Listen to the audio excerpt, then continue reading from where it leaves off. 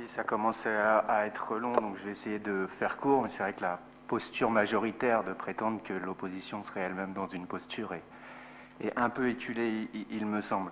Il y a eu beaucoup de choses qui ont été dites ce soir et pourtant très peu de réponses aux questions très concrètes de mise en œuvre de ces règlements dont tous ici on partage la philosophie, en tout cas celle de réduire le gaspillage alimentaire.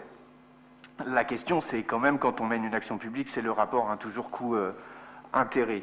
Vous nous parlez de 300 repas à gaspiller par jour, de familles qui sont dans la très très grande majorité de bonne foi.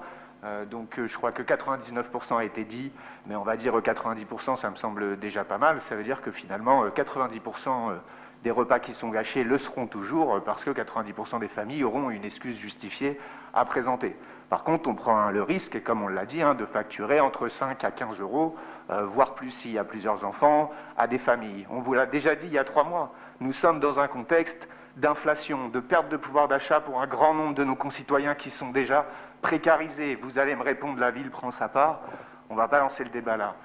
Mais vous faites le choix de sanctionner, en tout cas de prendre le risque de sanctionner, peut-être de bonne foi, peut-être avec des raisons légitimes, financièrement, des familles, de manière disproportionnée dans certains cas, dans un contexte de paupérisation d'une partie de la société. C'est un choix politique. Autre sujet sur lequel nous n'avons pas eu de réponse, c'est sur la réduction de la taille des groupes du périscolaire. Vous nous vantez chaque année la bonne santé de la collectivité. Là, j'ai entendu que quand même, ce serait bien qu'on fasse de la réduction sur la restauration dans les écoles, de faire de la réduction sur les budgets d'éducation pour les remettre dans l'humanitaire. Je trouve ça un peu gonflé.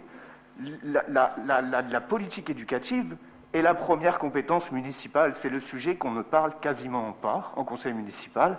Et là, 2 fois de suite, pour de mauvaises nouvelles, pour sanctionner les parents. Ayons une politique éducative encore plus ambitieuse, développons de nouveaux programmes, que le budget de l'école augmente, celui de la restauration augmente, ça ne me choque pas, il y a des vrais besoins, on connaît les problèmes d'alimentation des enfants qui ont faim en classe. Donc franchement, de sanctionner les familles n'est pas l'urgence. Pour un gain, je le redis, franchement, évaluons-le sérieusement, ce gain.